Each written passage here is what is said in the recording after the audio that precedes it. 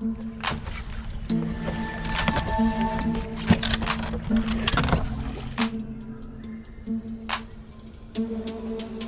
right, what's up everyone? Day 2. Now you're probably asking yourself, where's day 1?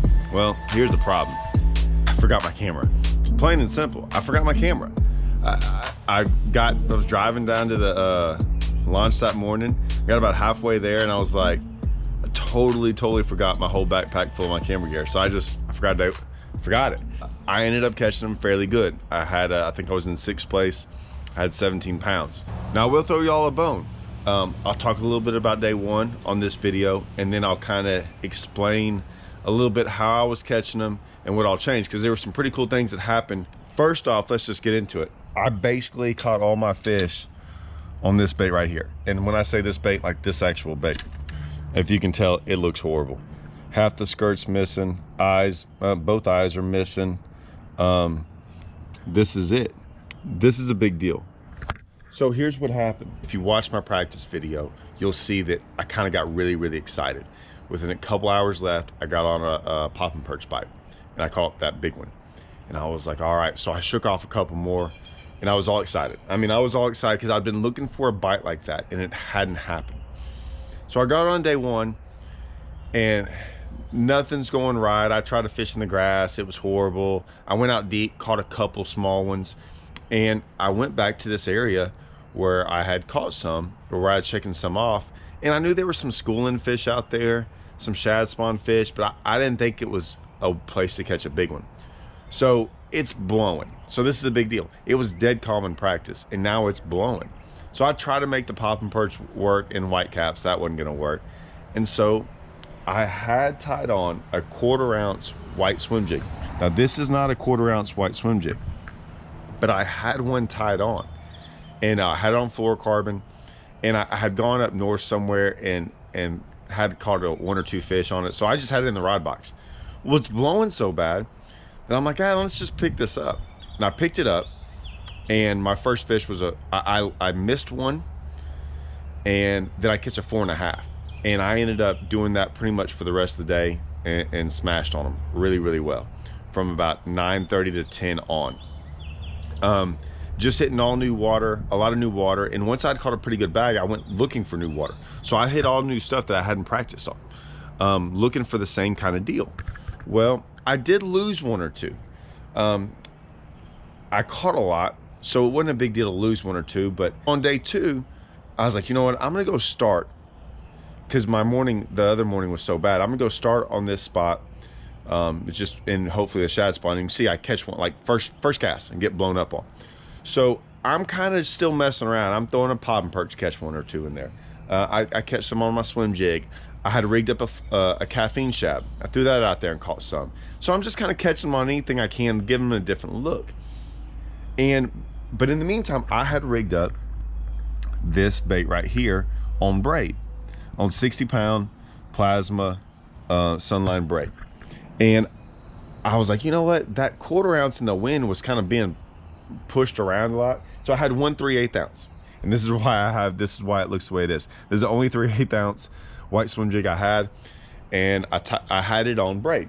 So in the midst of all the confusion that morning, I just reached down one time and picked up that as well instead of the one on fluorocarbon, and caught some. And then I started kind of liking it better. So I started using it more, and I ended up throwing it the rest of the day. Never lost a fish, never missed one.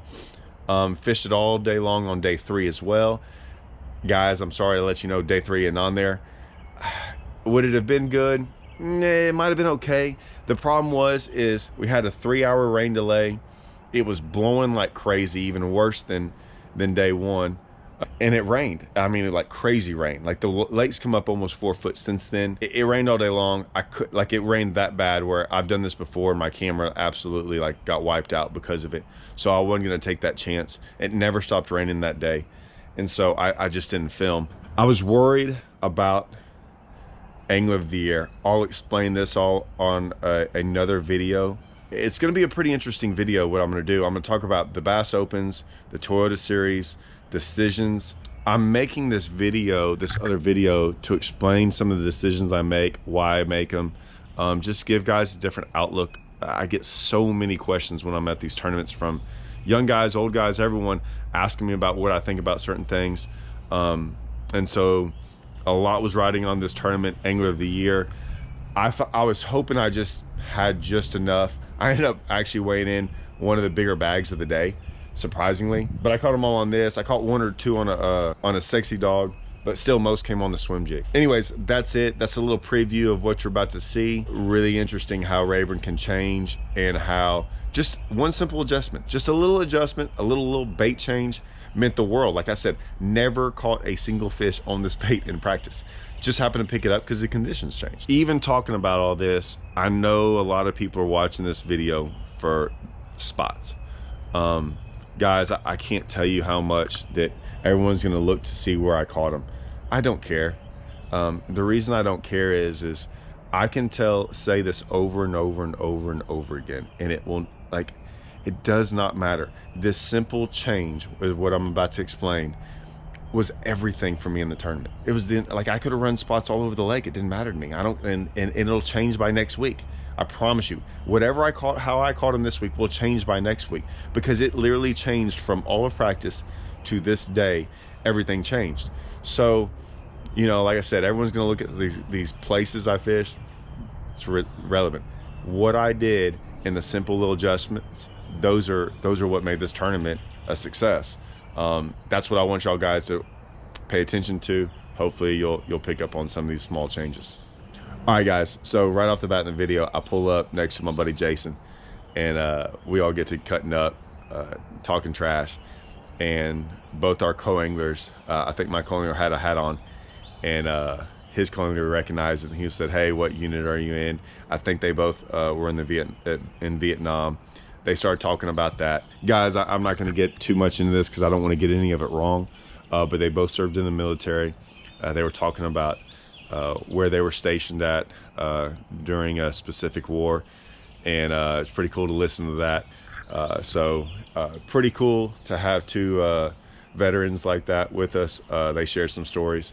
So I'm not going to share those on there, but it was pretty cool. That's why I had that on there. Anyways, pretty cool. Like I said, just wanted to throw that in there for you guys. I was up on DMZ. Oh, you're the man. Lived on the ground. Yeah. Thank you. Thank both of y'all. And thank you for your service. 15, 150. Oh, thank you for your service. 150, 150.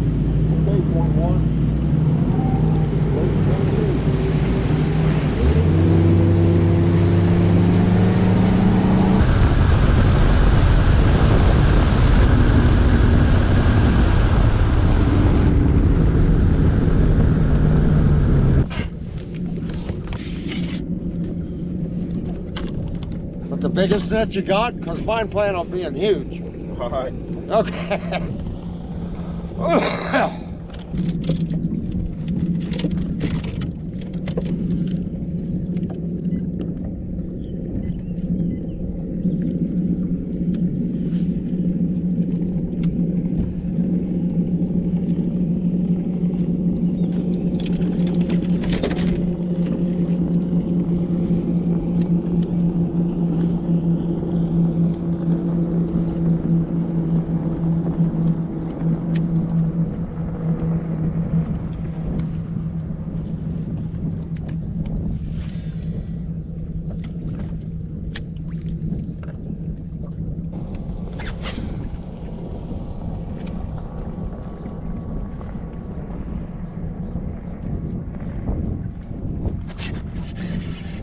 Big net?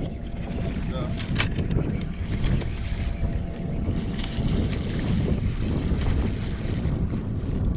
Oh my, yeah. That's what I'm talking about. I got it. I got it.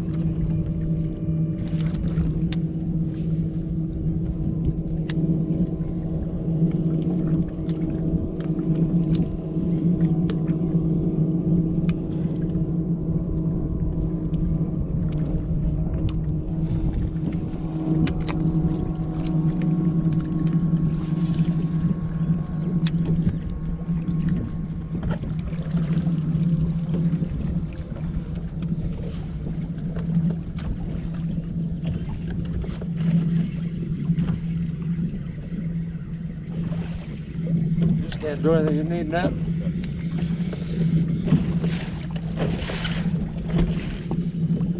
Yeah, but you're just not doing anything wrong, are you? I just missed one. That's a good one. So.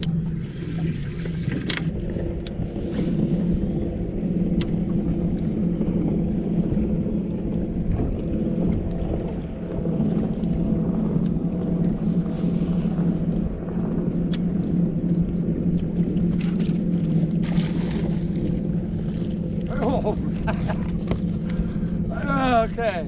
All right.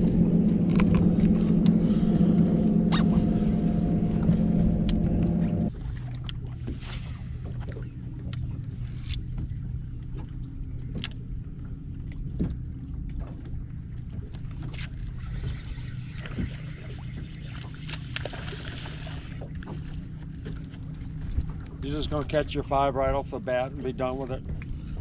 Well, maybe a lot bigger ones than this.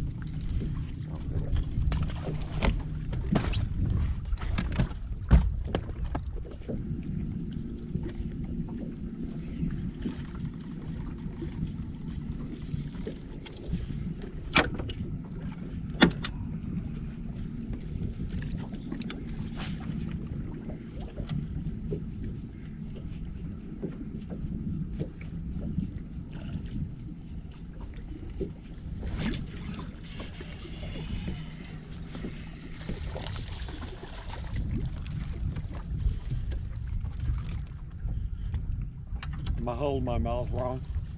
It's just.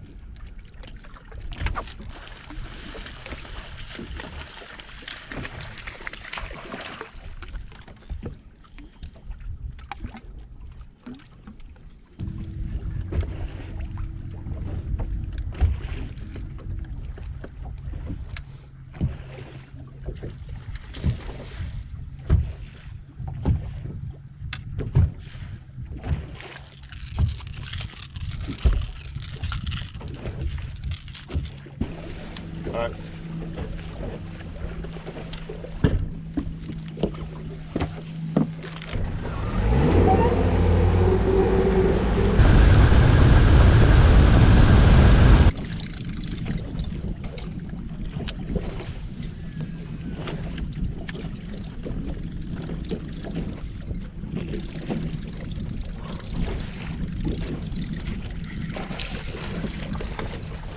No shit.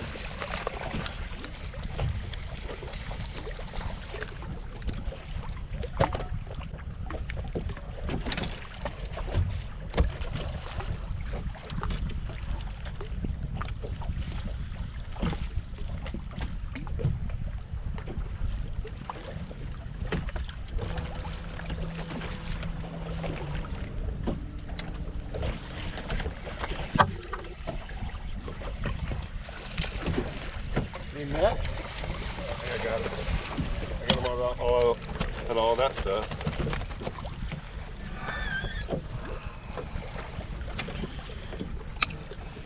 giant, but every one of them will call.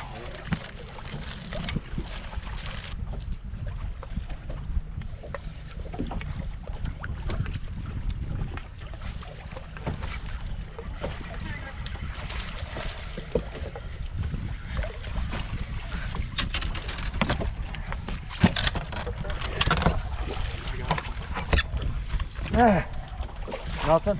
It's all right. God. It was bigger, but it's one of my biggest ones.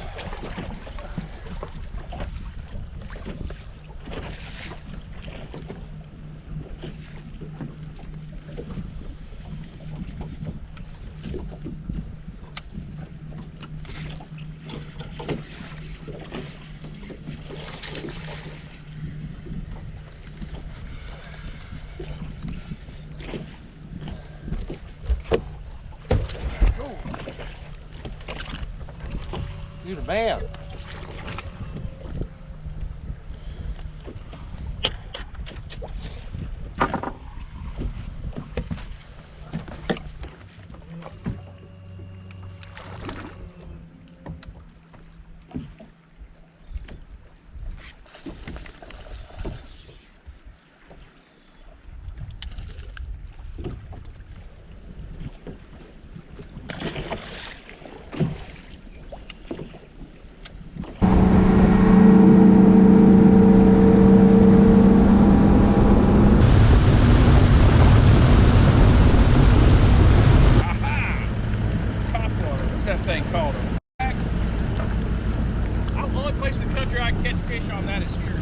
What, dude? It catches them everywhere. I've never caught them anywhere but here. Come on.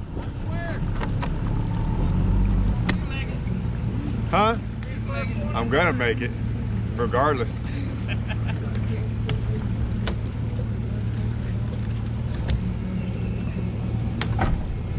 What'd you do today? 15 and a half, maybe 16. What'd you have yesterday? 13, 4. I'm just trying to make the four. I think I got enough. What place you gotta come in? I was in 8. What place you gotta come in? I don't know. All the guys above me are not going to go. Or a lot of guys are. I'm not going. Exactly. You were one of them. No, I'm playing on it. Unless you get free sponsorship. Though.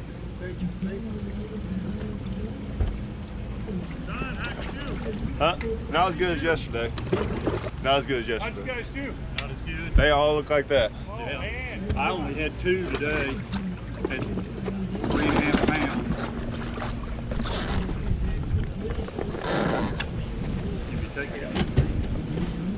Yeah, come up with it. Yeah. I didn't really have any business. Really?